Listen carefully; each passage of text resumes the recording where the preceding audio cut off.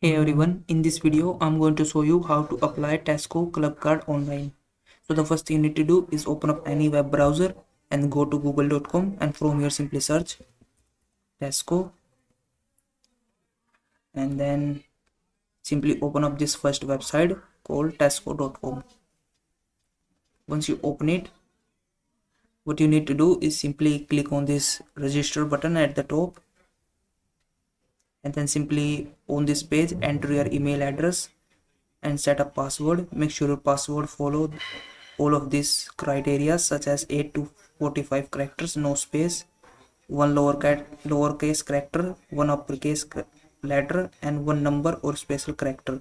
So simply create a strong password and then simply scroll down till you see join club card option, and simply click on this I like to join club card today.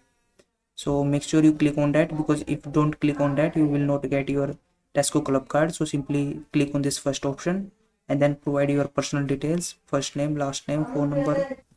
After this enter your phone number and then select your address, and lastly simply click on this create account button. And once you create your account, the Tesco team will contact you and ask for your verification.